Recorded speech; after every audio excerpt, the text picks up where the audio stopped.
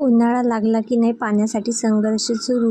तर नमस्कार, मी कांचन. तर आज तुम्ही म्हणत असेल हे काय आगळं वेगळे दाखवत आहे. तर काय सांगू, इकडे उन्हाळा लागला की आमच्या माहूरमध्ये इतकी जास्त पाण्याची टंचाई भासते की आम्हाला पाणी विकत घ्यावं लागते. त्यासाठी आमच्या घरी जे साठवणुकीसाठी टाका आहे ते यांनी अशा प्रकारे स्वच्छ धुतलं. त्यानंतर आम्ही टँकर बोलवला.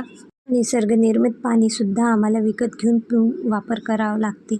इथे 2 मोटारी जोडून आम्ही अशा प्रकारे ते टँकर या मोठ्या टाक्यात रिकामं करून घेत आहोत. इथे तुम्ही बघू शकता, इथे लावलेले आहे मोटार. इथे एवढं मोठं हे 5000 लिटरचं टँकर बोलवलं. एवढं टँकर घ्यायला 700 रुपये लागतात. जर आम्हाला असंच महिनेभर लागलं तर किती सारे पैसे आमचे हे टँकरमध्येच चालले जाईल.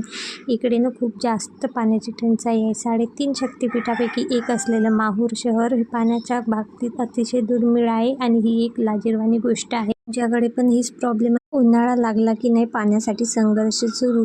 तर नमस्कार, मी कांचन. तर आज तुम्ही म्हणत असेल हे काय आगळं वेगळे दाखवत आहे. तर काय सांगू, इकडे उन्हाळा लागला की आमच्या माहूरमध्ये इतकी जास्त पाण्याची टंचाई भासते की आम्हाला पाणी विकत घ्यावं लागते. त्यासाठी आमच्या घरी जे साठवणुकीसाठी टाका आहे ते यांनी अशा प्रकारे स्वच्छ धुतलं. त्यानंतर आम्ही टँकर बोलवला. निसर्गनिर्मित पाणीसुद्धा आम्हाला विकत घेऊन वापर करावा लागते.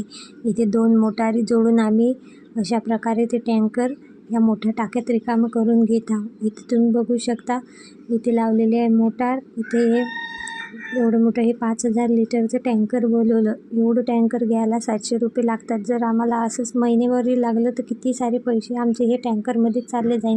इकडे खूप जास्त पाण्याची टंचाई आहे. 3.5 शक्तिपीठापैकी एक असलेलं माहूर शहर हे पाण्याच्या बाबतीत अतिशय दुर्मिळ आहे आणि ही एक लाजिरवाणी गोष्ट आहे. आमच्याकडे पण हीच प्रॉब्लेम